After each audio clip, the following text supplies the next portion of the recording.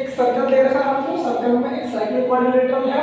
अब हमें बताया गया है कि AB is the code of a circle, कि AB जो है सर्कल की एक कोड है। कोड क्या होती है? तो सर्कल के अंदर उसके दो पॉइंट को टच करती हुई एक लाइन सेगमेंट को हम कोड बोलते हैं। तो ये AB एक कोड है और क्वेश्चन के अकॉर्डिंग हमें बताया गया है कि कोड जो है वो सर्कल की रेडियस के इक्वल है। रेडियस क्या है इसमें? सेंटर O से A तक का डिस्टेंस या सेंटर O से B तक का डिस्टेंस हमारा रेडियस है। अब हमारे क्वेश्चन के according AB equal to OA equal to OB, ठीक है। यानी कि जो हमारी कोड है वो इस रेडियस के इक्वल है। जब ये तीनों लाइन आपस में इक्वल है तो हमारे पास एक ट्रायंगल निकल कर आया। ट्रायंगल AOB इज अ कैसा ट्रायंगल हुआ? ये इक्विलेटरल ट्रायंगल हो गया, ठीक है। और इक्विलेटरल ट्रायंगल के तीनों एंगल कितने कितने डिग्री के होते हैं? 60 डिग्री के। तो एंगल AOB की वैल्यू हो गई 60 डिग्री।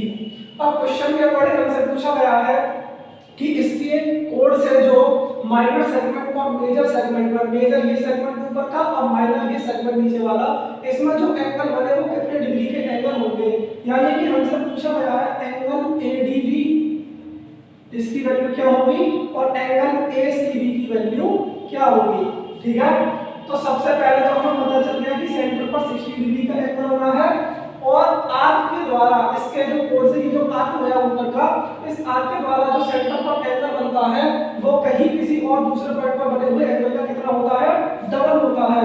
तो angle AOB is equal to 2 angle ADB। इसका हम रीजन लिखेंगे angle subtended by arc at the center is double the angle at any point, ठीक है भाई। तो एंगल AOB की वैल्यू कितनी है? 60 degree is equal to 2 angle ADB, ठीक।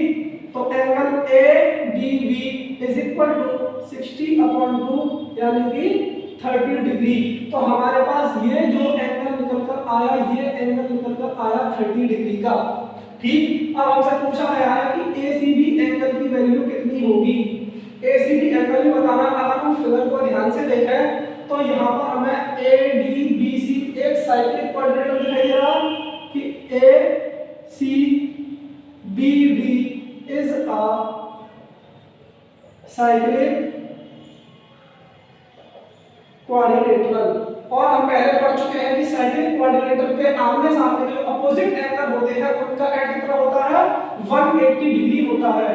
तो angle ADB plus angle ACB is equal to 180 degree.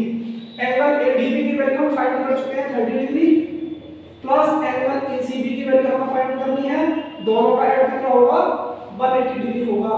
तो angle ACB is equal to 180, 30 को इधर लेकर जाएंगे माइनस का 30 हो जाएगा। तो एंगल ACB की वैल्यू कितनी आई? 150 डिग्री। ये हमारे क्वेश्चन का आंसर होगा।